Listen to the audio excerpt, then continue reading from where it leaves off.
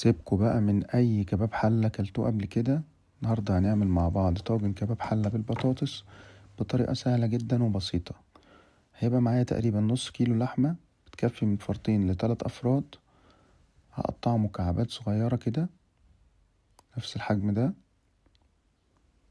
وكمان هيبقى معايا بصلتين متوسطين هقطعهم شرايح، وبطاطساية هقطعها مكعبات صغيرة.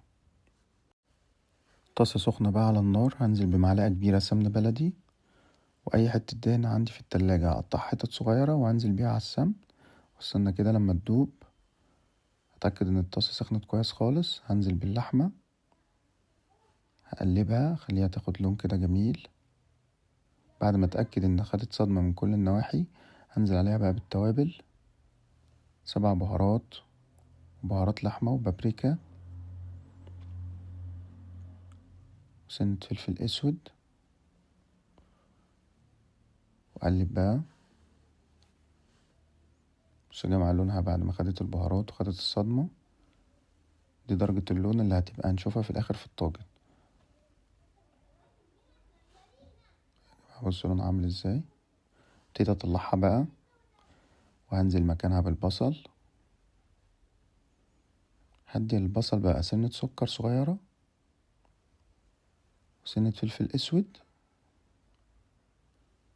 وسنة بابريكا.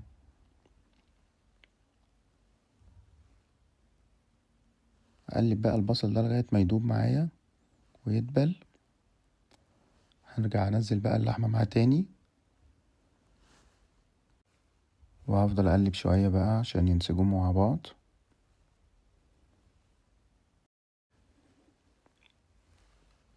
وبعدين هغطيهم وهسيبهم مع بعض كده 3-4 دقايق.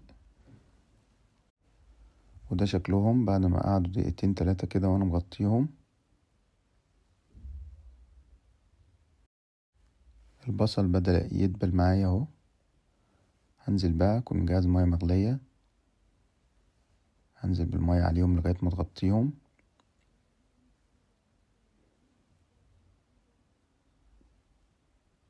حط كمية مية مناسبة علشان تتشرب مرة واحدة وتعمل صوص مرة واحدة. تمام كده هغطيهم.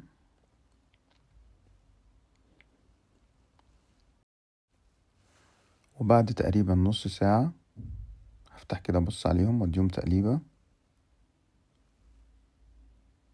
وهكون بقى مجهز طماطماية وسط متقطعة مكعبات صغيرة خالص،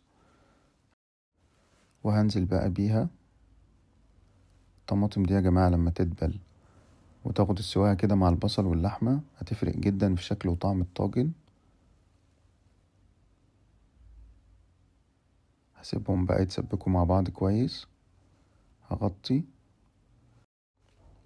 وبعد بقى ما اللحمة استوت هكون مجهز البطاطساية اللي انا قطعتها مكعبات دي، هكون قليها علشان تفضل متماسكة وما تدوبش ولا تتقطع ولا تتعجن مع اللحمة.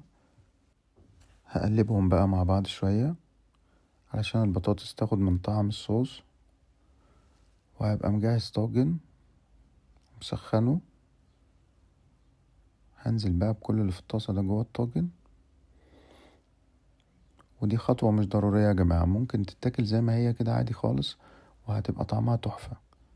انا هدخلها الفرن عشان بس تاخد لون من فوق.